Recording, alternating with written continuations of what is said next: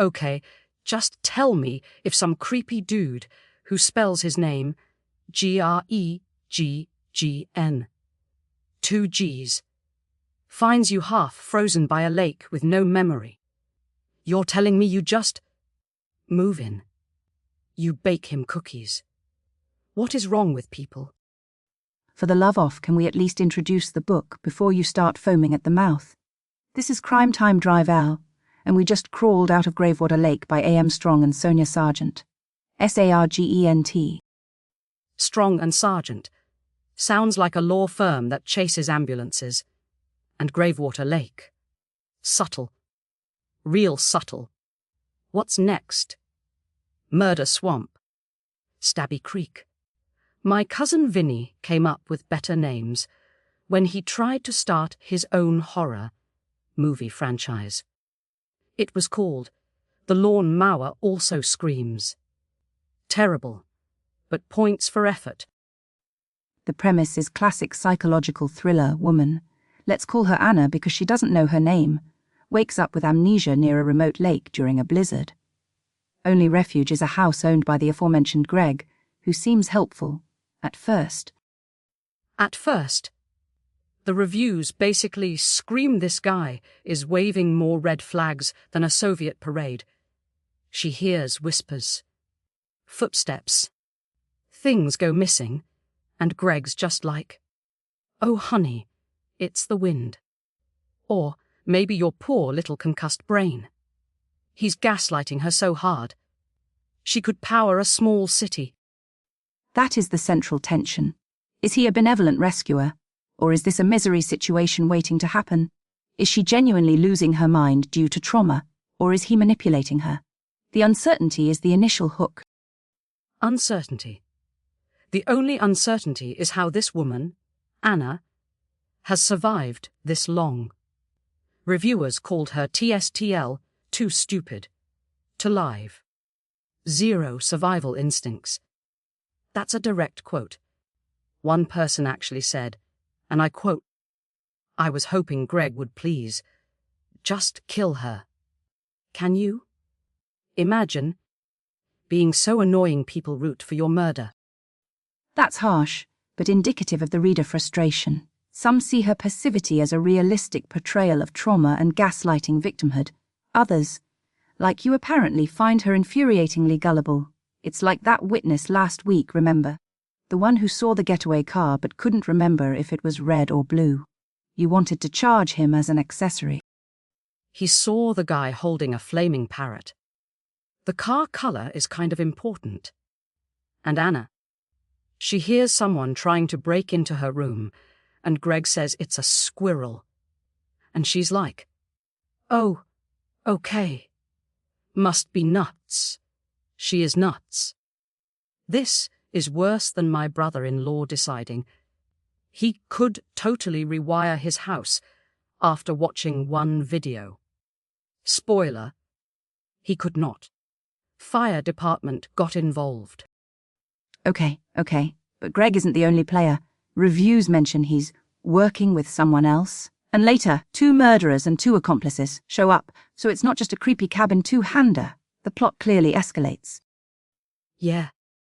It escalates after dragging its feet through what reviewers called repetitive fluff and unending sea of Anna experiencing something creepy, then gaslighting herself.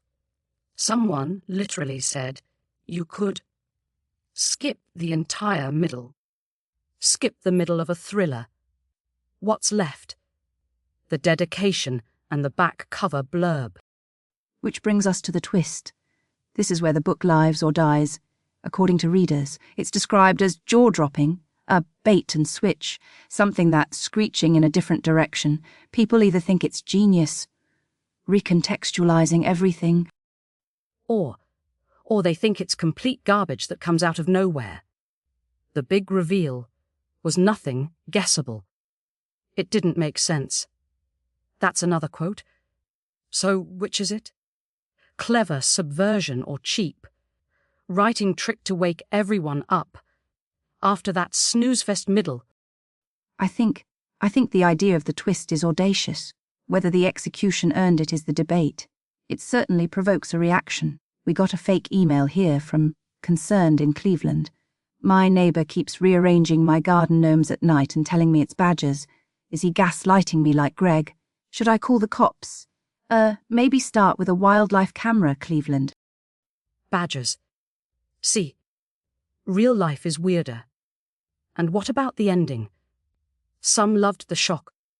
Others called it anticlimactic. One reviewer even mentioned a Stockholm love interest vibe. Stockholm. After all that, did Anna develop feelings for the badger, rearranging her gnomes too? That particular interpretation is unsettling and raises questions about what justice served even means in this context. Does the twist satisfy the initial mystery? Does the right person face consequences? The reactions are all over the map. It's like that ending last month, the noir novel where the detective just gave up and opened a flower shop. You threw your headset. Because it was a cop-out.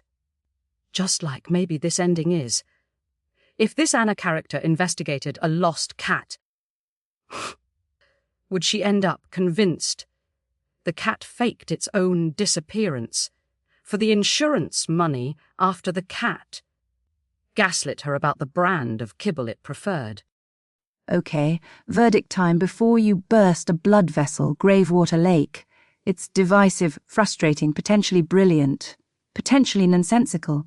The middle drags, but the central premise and the sheer argument around the twist are undeniable.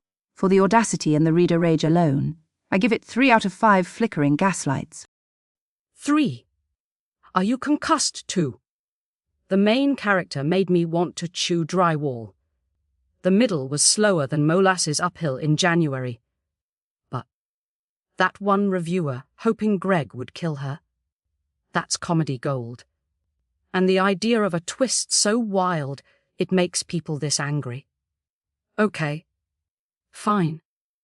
I give it 2 stars for being mostly annoying, plus 1 bonus star purely for the reader meltdowns online. So, 3 stars. But they're angry stars. Needs more competent heroine, out of 10. Fair enough. That's all the time we have on Crime Time Drive. Join us next week when we tackle the cyanide cannery. Apparently it involves a singing bird, a disgraced opera singer and poison darts. Or maybe someone just made that up. Hey, it could happen. Don't drive angry folks. Or stupid. Like Anna. This is Crime Time Drive.